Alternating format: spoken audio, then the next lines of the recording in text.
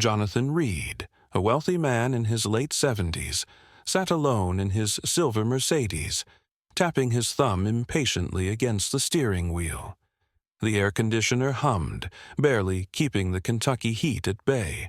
Retired and affluent from a lifetime in finance, Jonathan was used to the world working in his favor.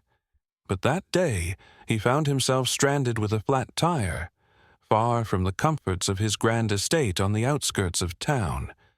After several failed attempts to call for roadside assistance, he sighed, resigning himself to the wait. Just as frustration began to bubble up, he saw a figure walking toward him down the road. A young boy, maybe 13 or 14, dressed in a faded t-shirt and worn-out sneakers. The boy approached with a steady expression, his eyes scanning the situation before giving Jonathan a polite but confident nod. "Got a flat, sir?" the boy asked, his voice calm. Jonathan Reed, a wealthy retired businessman in his late 70s, sat alone in his silver Mercedes, tapping his thumb impatiently against the steering wheel. The air conditioner hummed, barely keeping the Kentucky heat at bay. Retired and wealthy from a life of business and finance, Jonathan was used to things working in his favor. But that day, he found himself stranded with a flat tire, far from the comforts of his pristine mansion on the outskirts of town. After a few attempts to call for roadside assistance with no luck, he sighed and resigned himself to the fact that he'd have to wait. Just as he started to feel a tinge of frustration bubbling up, he saw a figure walking toward him down the road.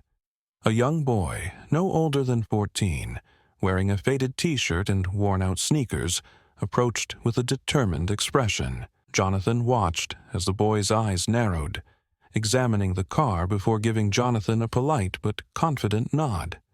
"Got a flat, sir?" the boy asked, his voice steady. Yes, I do," Jonathan replied, feeling a strange mix of relief and unease. "I was hoping for a bit of help, but my phone's got no signal out here." The boy gave a little smile. "I can help with that," he said, kneeling beside the tire without hesitation. "My grandpa taught me how to change a tire last summer. Do you have a spare?" Jonathan gestured to the trunk, watching as the boy opened it and pulled out the necessary tools. The young boy worked swiftly, his hands moving with a quiet confidence that seemed almost beyond his years.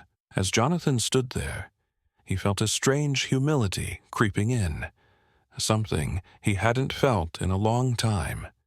He wanted to offer the boy something in return, but the young man hardly looked up, focusing intently on the task at hand. After a few minutes, the boy finished, wiping his hands on his jeans and stepping back. "All done," he said simply, offering a small, satisfied smile. Jonathan reached into his wallet and pulled out a few bills, holding them out to the boy. "Here, take this. I really appreciate your help."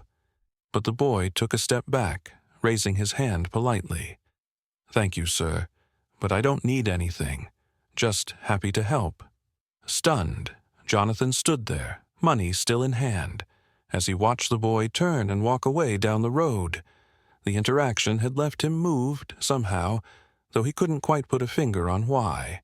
Alone now, he slipped the money back into his wallet and got back into his car, watching in the rearview mirror as the boy's figure grew smaller in the distance. For the rest of his drive, Jonathan's thoughts kept drifting back to the boy. There was a quiet dignity about him, a self-assurance that wasn't born from money or privilege, but from something deeper. That night, as he sat alone in his lavish home, Jonathan found himself unable to shake the image of the boy, walking away with nothing but a smile. That evening, Jonathan sat in the leather armchair of his study, surrounded by shelves of books he rarely opened. The room was quiet, save for the soft ticking of the grandfather clock in the corner. His dinner, a perfectly prepared steak and asparagus, sat untouched on the side table. He couldn't stop thinking about the boy. Jonathan had encountered thousands of people in his lifetime, Business partners, employees, investors. Most interactions revolved around negotiations, favors, and deals. There was always an exchange, a price, or an expectation. But this boy, this stranger, had helped him for no reason other than kindness. He leaned back, sipping his scotch. The memory of the boy's confident smile replayed in his mind. He didn't look like someone who had much, Jonathan thought. The worn shoes, the faded clothes, the dust on his hands, it all told a story. And yet, the boy carried himself with a kind of integrity that seemed so rare these days. The next morning, Jonathan couldn't resist the urge to find the boy. He didn't know why, but something inside him felt unfinished. Maybe it was guilt, maybe gratitude, or maybe just curiosity. Whatever it was, he found himself driving down the same stretch of road, scanning the horizon for any sign of the boy. Hours passed as he stopped at gas stations and small diners, asking anyone who would listen if they'd seen a young boy fitting the description. Most shrugged or shook their heads, until finally, an older woman behind the counter at a small cafe spoke up. "Sounds like you're talking about Daniel," she said, wiping her hands on her apron. "That boy's always helping folks around here. Lives with his mama over in Harlan." "Harlan," Jonathan repeated, making a mental note. "Thank you." The town of Harlan was an hour away, nestled in the foothills of the Appalachians. The drive was scenic, but Jonathan barely noticed.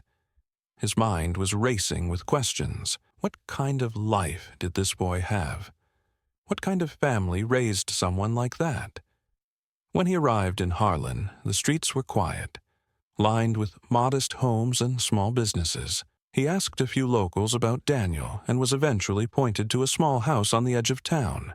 The house was worn but tidy, with a front porch that sagged slightly under its own weight. Jonathan parked his car and hesitated for a moment, unsure of what he would even say. Taking a deep breath, he knocked on the door. It opened a moment later, revealing a woman in her early 40s. She looked tired but kind, her eyes sharp and curious as she sized him up. "Can I help you?" she asked. "Good morning," Jonathan said, clearing his throat. "I'm sorry to bother you, but I believe I met your son yesterday. Daniel, right? He helped me with a flat tire." Her expression softened instantly. "That sounds like my Daniel," she said with a small smile. "He's always helping folks." "I just wanted to thank him properly," Jonathan said. "He wouldn't accept anything from me yesterday." She nodded, stepping aside to let him in. "He's out back. You're welcome to wait." Jonathan stepped inside, taking in the modest surroundings. The furniture was old but clean, the walls adorned with family photos and a few hand-drawn pictures that looked like they came from a much younger Daniel. It was a far cry from his own home, with its pristine surfaces and expensive artwork. Yet something about this space felt warmer, more alive. He followed her out to the backyard where Daniel was repairing the fence.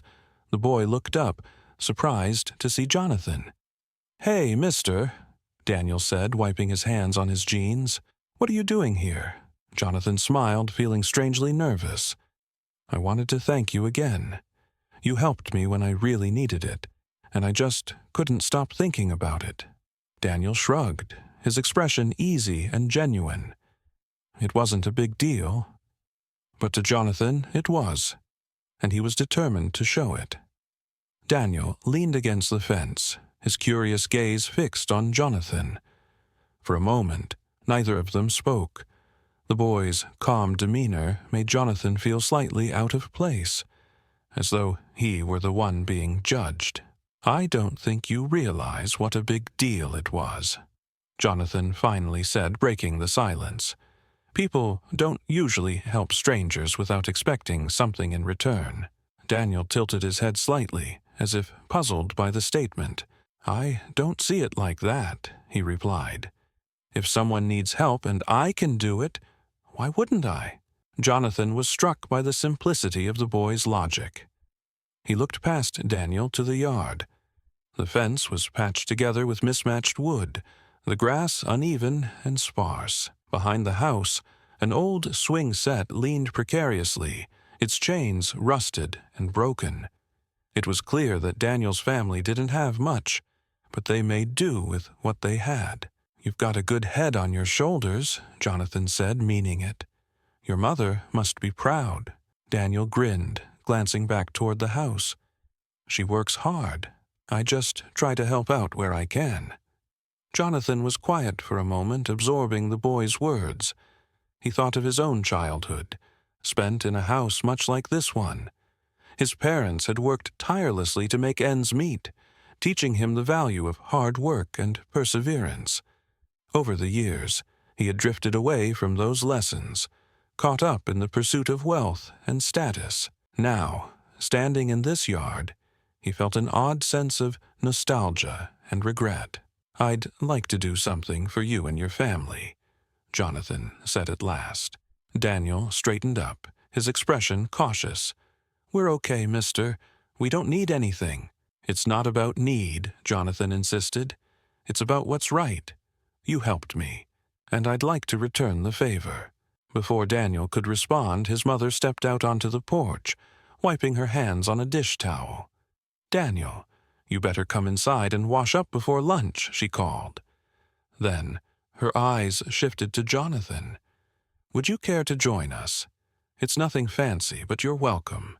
Jonathan hesitated, unaccustomed to such an invitation, but the sincerity in her voice left him no room for excuses. "I'd like that," he said, following her into the house. Inside, the kitchen smelled of freshly baked bread and roasted vegetables. The table was small, surrounded by mismatched chairs, but it was set with care. Jonathan took a seat, feeling strangely out of place in his tailored suit amidst the humble surroundings. Daniel washed his hands at the sink and joined them, his easy smile never faltering. As they ate, Jonathan found himself drawn into their conversation. Daniel talked about his school, his friends, and his dreams of becoming an engineer. His mother shared stories about the community, speaking with a quiet pride about the people who looked out for one another. Jonathan listened intently, feeling a warmth he hadn't experienced in years. For all his wealth and success, his own home felt cold and empty compared to this modest house filled with laughter and genuine connection. After lunch, as they cleared the table, Jonathan turned to Daniel's mother.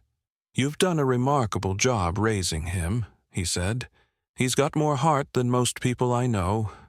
She smiled, her eyes shining with gratitude. "Thank you. He's a good boy, but we've had our struggles. We've learned to appreciate the small things."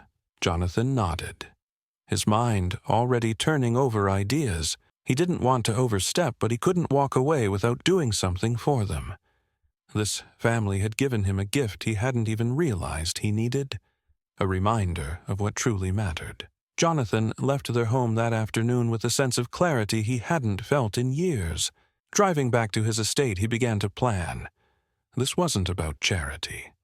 It was about honoring the boy's selflessness and the family's resilience. Daniel and his mother deserved more than patched fences and worn furniture. They deserved stability and recognition for the strength they showed every day. The next morning, Jonathan made calls, lots of them. He reached out to old colleagues, contractors, and suppliers. By midday, a plan was set in motion. Within a week, trucks and workers began arriving at Daniel's home. Jonathan stood on the sidewalk, clipboard in hand, directing the renovations as Daniel and his mother looked on in shock. "You didn't have to do this," Daniel's mother said, her voice trembling as she watched the crew unload supplies. "We've managed fine on our own." Jonathan turned to her, his expression earnest. "You've done more than manage. You've thrived. But you gave me something I didn't know I was missing. Let me give back." Daniel was quieter than usual, standing next to his mother with a thoughtful look on his face. Jonathan knelt slightly, meeting his eye. "You taught me something, Daniel, Helping people isn't about money. It's about showing up. I want to show up for you." Over the next several weeks, the house underwent a transformation. The sagging porch was replaced with sturdy wood, the roof repaired, and the rusty swing set out back was replaced with a new one. Inside, the walls were painted, the floors polished, and the kitchen upgraded with modern appliances. At first, Daniel tried to help with the renovations, carrying planks and sweeping debris, but Jonathan insisted he take a break. "Your job," Jonathan said with a smile, "is to enjoy being a kid for a little while." Still, Daniel couldn't resist sneaking out to watch the crew work, his eyes lighting up with curiosity as he observed them measure, cut, and build. One of the workers, a burly man named Joe, noticed his interest and invited him to help measure wood planks. Before long, Daniel was asking questions about tools and construction, his excitement infectious. Jonathan watched from a distance, a warm pride swelling in his chest. For the first time in years, he felt like he was doing something meaningful, something beyond himself. The boy's energy reminded him of the ambition he once had before life became a blur of boardrooms and stock portfolios. One evening, as the sun dipped low, the project was nearing its end. The family stood on the porch, marveling at the transformation. Daniel's mother turned to Jonathan, her voice choked with emotion. "This isn't just a house anymore. It's a home. I don't know how we can ever thank you." Jonathan shook his head, his tone soft. "You already have. You reminded me of what life is supposed to be about: family, connection, and purpose. I think I'm the one who should be thanking you." The final day of the renovation project felt like a celebration. Neighbors stopped by to see the changes, offering smiles and small gifts: fresh-baked bread, jars of homemade jam, and even a potted plant. Daniel's laughter echoed through the yard as he raced around, showing his friends the new swing set and the freshly painted rooms. Inside, the house, once tired and worn, now radiated life. Jonathan stood on the front porch, leaning against the sturdy new railing, watching the scene unfold. He hadn't felt this kind of joy in years. Simple, unfiltered joy that came from seeing others thrive. Daniel's mother walked over, a cup of iced tea in her hand. She offered it to him with a smile. "You've done more than fix a house," she said softly. "You've given us hope. And I think you've found something for yourself, too." Jonathan nodded, taking a sip. "I have," he admitted. "I spent so many years chasing things I thought mattered: money, status, influence. But none of it feels like this. None of it ever filled me the way this has." As the sun began to set, Daniel joined them on the porch, his energy still boundless. He looked at Jonathan, his expression thoughtful. "Mr. Jonathan," he began, "I've been thinking a lot about what you did for us. I want to do something like that one day. I want to help people, too." Jonathan placed a hand on Daniel's shoulder, his voice steady. "You already are Daniel. Your kindness set all of this in motion. Don't ever lose that." The three of them sat together, watching the sky shift from gold to deep orange. The warmth of the day lingered, but there was a deeper warmth, one that came from connection, gratitude, and a shared sense of purpose. When it was time for Jonathan to leave, Daniel and his mother walked him to his car. The boy's wide grin and his mother's tearful smile were etched into Jonathan's memory as he drove away. This wasn't the end, he realized. This was just the beginning of a new chapter in all their lives. The weeks that followed brought more changes. Daniel's newfound curiosity about construction blossomed into a passion. Jonathan arranged for him to spend time shadowing the workers who had helped renovate the house. Daniel soaked up every bit of knowledge, eager to learn. Jonathan, in turn, found himself drawn back to Harlan again and again. Each visit felt less like a trip and more like a return home. He no longer felt like an outsider in their lives. He was part of something bigger now.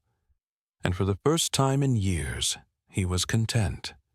The story ended where it had begun, in a small town with a big heart, where one act of kindness from a young boy reminded an old man of life's greatest lesson. It's not about what you have, but what you give. As Jonathan drove away, he realized that this wasn't just about fixing a house. It was about building something far more meaningful. Daniel's kindness had sparked a connection that went beyond wealth or status. It was a reminder that true riches lie not in what we own, but in the impact we have on others. And as their lives continued to intertwine, one thing became clear. This was only the beginning of something truly special.